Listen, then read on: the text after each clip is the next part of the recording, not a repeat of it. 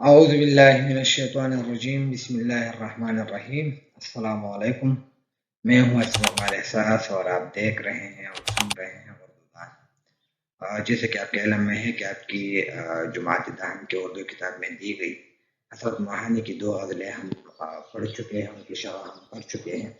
آج ہم انہی 2 غزلوں کے جو کچھ کے سوالات ہیں وہ اس لیکچر میں حل کرنے کی کوشش کریں گے، اور جتنی بھی مشکل چیزیں ہیں وہ ہم حل کرنے کی کوشش کریں گے۔ تو مشکل سوالات جماعت دہن غزل نمبر 1 اور غزل نمبر 2 آ جاتے ہیں۔ کیا کیا سوالات ہیں؟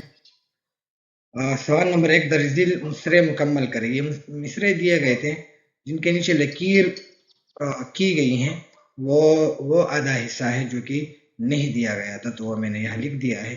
پہلا ہے، وہ اپنی خوبی قسمت پہ کیوں نہ ناز کرے، اب آگے تیری خوشی ہے جو سرفراز کرے، ایسے بگڑے کہ پھر جفا بھی نہیں، تیرے کوچے کا جو گدان ہوا۔ 2 مصرے غزل نمبر 1 سے لیے گئے ہیں اور 2 مصرے جو ہے وہ غزل نمبر 2 سے دیے گئے ہیں۔ تو جن کے نیچے لکیر ہیں وہ الفاظ ہے جو کہ لکھنے تھے۔ اب آ جاتے ہیں سوال نمبر 2 دیکھ لیتے ہیں۔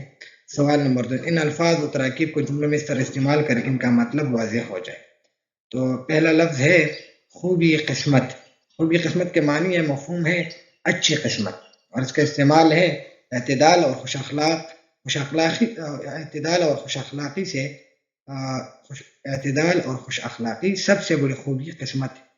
تو اب یہ ذرا ٹھیک کیجیے گا، ذرا لکھائی میں غلطی ہو گئی ہے۔ خوبی قسمت یعنی اچھی قسمت، اعتدال اور خوش اخلاقی سب سے بڑی خوبی قسمت ہے۔ سرفراز یعنی عزت دینا، ادارے نے ہمایوں غزل کو ادب کے اعلیٰ سرٹیفکیٹ سے سرفراز کیا۔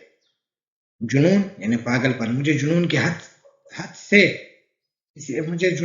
تک کسی سے لگاؤ ہے، یہ تک کرنا ہے، مجھے جنون کی حد تک کسی سے لگاؤ ہے۔ مدعا یعنی مطلب یا مقصد، آسان اور پرکشش الفاظ میں اپنا مدعا بیان کرنا چاہیے۔ حیف یعنی افسوس یا لعنت، حیف ہے اس انسان پر جو لڑکیوں کی تعلیم کے خلاف۔ جفاکار یعنی بے وفائی کرنے والا یا بے وفا، محبوب کو جفاکار ہی ہونا چاہیے۔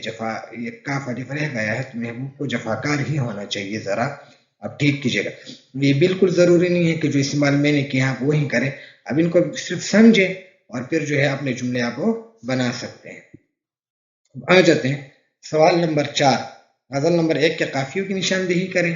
غزل نمبر 2 کے قافیے، غزل نمبر 1 کے قافیے، درج ذیل قافیے وہ الفاظ ہوتے ہیں جو کہ ہم آواز اور ہم وزن ہو یا نہ ہو، لیکن ہم آواز ضرور۔ تو راز، ناز، دراز، ساز باز اور سرفراز، یہ غزل نمبر 1 کے قافیے ہیں۔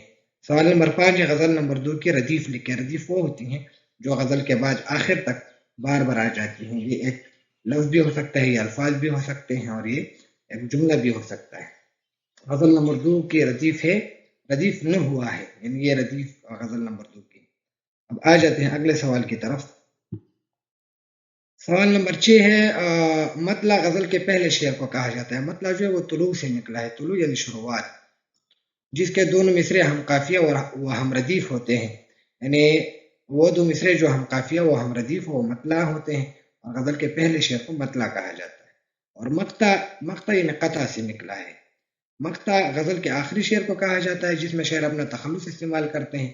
آپ غزل نمبر 1 کا مطلع اور غزل نمبر 2 کا مقطع لکھیں۔ غزل نمبر 1 کا مطلع ہے، نگاہ یار جسے آشنا راز کرے، وہ اپنی خوبی قسمت پہ کیوں نہ ناز کرے۔ اور غزل نمبر 2 کا مقطع ہے، عشق حسرت کے سب ہوئے قائل، ایک وہ دشمنی وفا نہ ہوا۔ تو یہ وہ تمام سوالات ہیں جو کہ آپ کے ایکسرسائز میں دیے گئے ہیں، ہم نے یہاں لکھ دیا، آپ یہاں سے دیکھ سکتے ہیں۔ میں ایک آخری سوال جو ہے وہ کنایہ کے حوالے سے دیا گیا ہے کہ کنایہ کی تعریف کرو، ان کی مثالیں، تو آپ میرے چینل پہ جا کے نیچے لسٹ میں چیک کر سکتے ہیں، وہاں کنایہ اور کنایہ کی تعریف اور ان کے شعر اور نثری مثال جو ہے وہ موجود ہے۔ تو امید ہے کہ یہ تمام چیزیں جو ہے وہ آپ کو سمجھ آ گئی ہوگی، اور انشاءاللہ اگلے لیکچر میں ایک اور غزل کے ساتھ دوبارہ آپ سے ملاقات ہوگی۔ تب تک دا اللہ پامان، خالد و آباد سے۔